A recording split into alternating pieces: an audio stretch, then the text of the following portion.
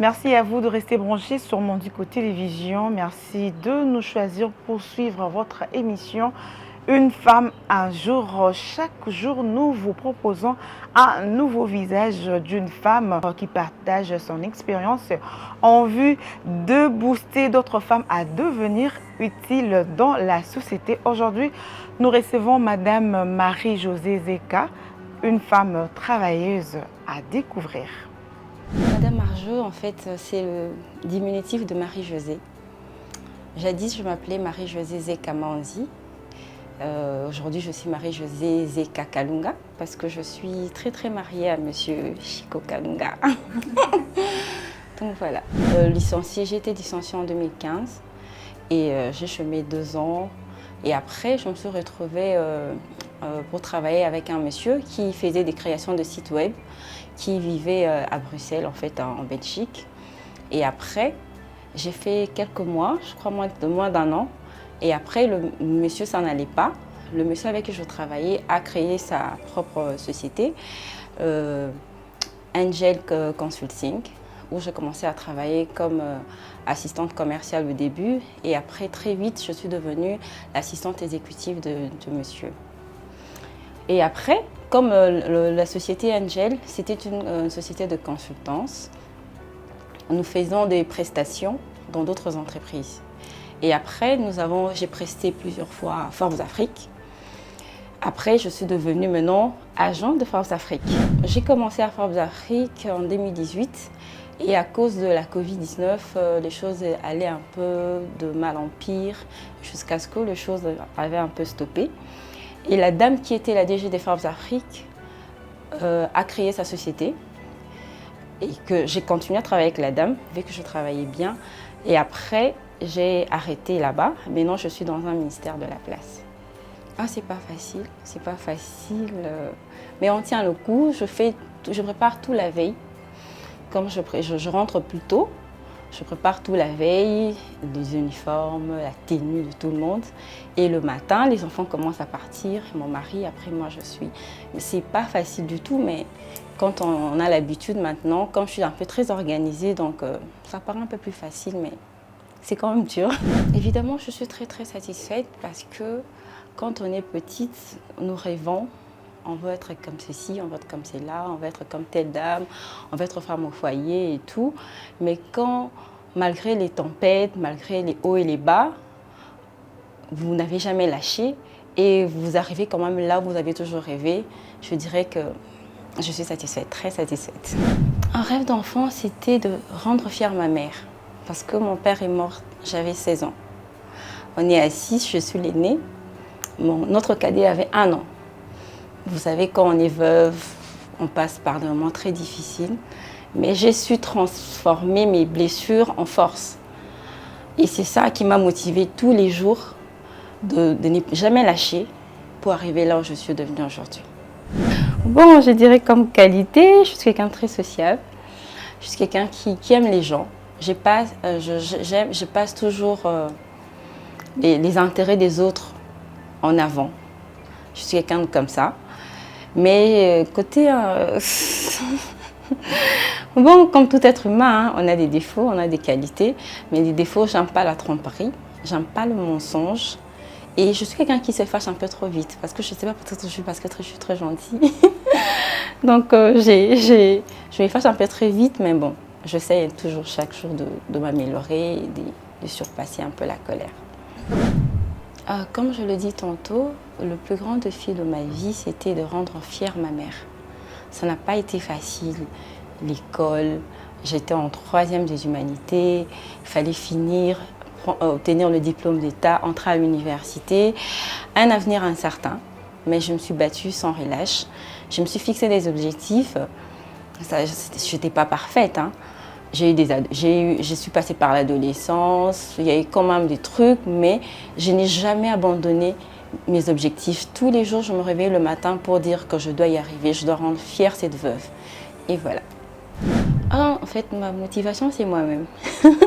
Je suis passée tellement par des moments difficiles de ma vie. Je ne suis pas une personne qui parle un peu de ce qu'elle a vécu. Mais je peux dire que je suis ma propre motivation. Regardez où je suis arrivée aujourd'hui, pardon. Je me dis que c'est parce que je me suis motivée tous les jours de dire que non, je ne lâcherai pas. Je dois y arriver. Personne ne fera à ma place. Personne ne viendra te booster. Même si chaque matin, quelqu'un vient te réveiller le matin pour te dire vas-y, si toi-même tu n'as pas envie, tu ne le feras pas. Il faut que toi-même, au-dedans de toi, que tu sois capable de te dire que je veux me lever, je veux travailler, je veux savoir où je vais et on va obtenir des résultats. Bon, c'est comme un challenge. C'est le fait de ce mélange de se réveiller le matin entre les enfants, le mari, moi-même, mon travail, prendre soin de la maison, c'est tous les jours comme si c'était un challenge que je dois faire. Mais Dieu merci, tout me plaît en fait. Je pense que une femme, au-delà d'être la maman qui porte les enfants, qui donne vie, c'est une personne très spéciale. Je ne pouvais pas rêver mieux. Je suis une femme, j'adore être une femme en fait. Donc je dirais que chaque femme doit savoir ce qu'il veut d'abord. Travailler sans relâche. Et au moment opportun, elle brillera. Il faut juste croire en Dieu, avoir la foi et au moment opportun, ça brillera. Il faut toujours mettre Dieu à tout ce que nous faisons parce qu'il est important pour nous, comme la Bible dit dans Psaume 127, que si l'Éternel ne garde pas, c'est lui qui garde, il le gardera en vain. Donc, si tu as tes projets sans Dieu, d'office, c'est un échec. Mais en tant que femme, avec tout ce que Dieu nous a donné, nous sommes l'aide. On est l'aide de notre mari. Nous sommes ceux qui donnent la vie. Au-delà de ça, le travail, on mélange Dieu. Je pense que la réussite, elle sera vraiment totale et on brillera en son temps. Oui, je suis de cœur avec ça, mais au-delà de ça, il faut agir aussi.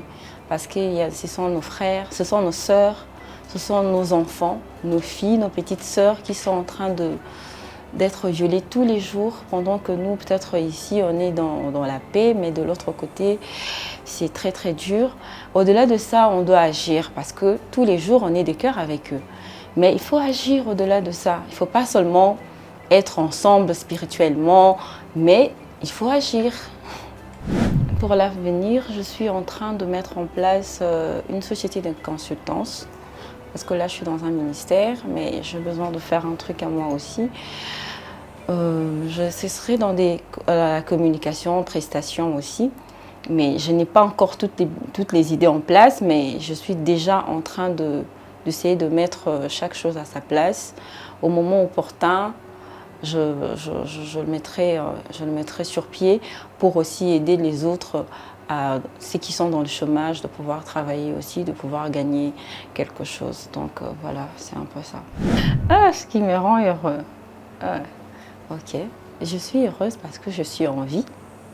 D'abord ça, je suis en vie, je suis heureuse, je suis la femme de mon mari. Il me rend heureux aussi. J'ai des enfants, donc qui est demandé le plus? De ne jamais abandonner. Jamais abandonner. Ça, c'est vraiment ma devise de tous les jours. Quand je me réveille le matin, je dis je ne suis pas là par hasard. Et donc, je dois rendre toutes les personnes qui sont autour de moi heureux. Mes enfants, la bonne, mon mari, toutes les personnes qui sont autour de moi. Même si les choses semblent difficiles le matin, j'essaye toujours de me dire que non, jusqu'à la nuit, ça ne va pas rester comme ça. Donc, il y aura un changement. Donc, je me force à être heureuse. Donc, moi, si j'ai un problème, si je vous rencontre comme ça, vous ne saurez jamais que j'ai un problème. Je suis toujours souriante. Donc, je n'abandonne jamais. Je suis une battante, très discrète. J'aime la vie. Et j'aime aider les gens. Voilà, c'est un peu moi. Michelle Obama. Michelle Obama, j'aime bien. Je l'apprécie beaucoup parce qu'il a commencé petit avec son mari et il a fait de son mari ce qu'il est devenu aujourd'hui. Et ça aussi, ça m'avait inspiré par rapport à mon couple. Donc, il faut avoir ton monsieur, tu le façonnes, tu lui donnes la forme que tu veux. Et puis voilà. À toutes les femmes qui sont en train de me suivre, que ce soit célibataires, femmes seules, femme célibataire avec enfants, mariée, j'en passe. On reste femme, on est une fleur. On doit arroser ceux qui sont autour de nous. On doit laisser toujours des bonnes traces autour de nous parce que quand on ne sera pas là, on parlera de nous. Même si Dieu ne nous a pas fait grâce d'avoir un enfant, mais si on laisse de bonnes œuvres, ça criera envers nous et n'est jamais abandonné et surtout avoir foi en Dieu. Mais je veux que chaque femme sache quand même que non, elle est capable de changer le monde.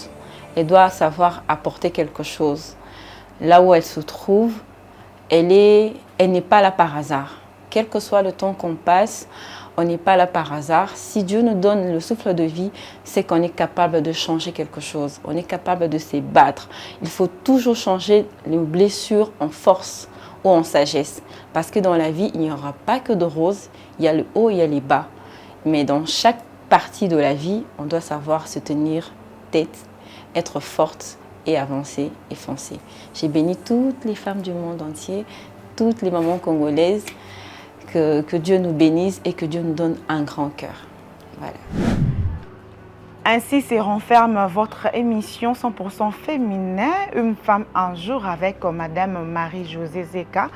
Je vous retrouve, Madame, Messieurs, pour le prochain numéro avec un nouveau visage. Portez-vous bien et restez branchés parce que le programme continue sur Mondico Télévision. À très vite.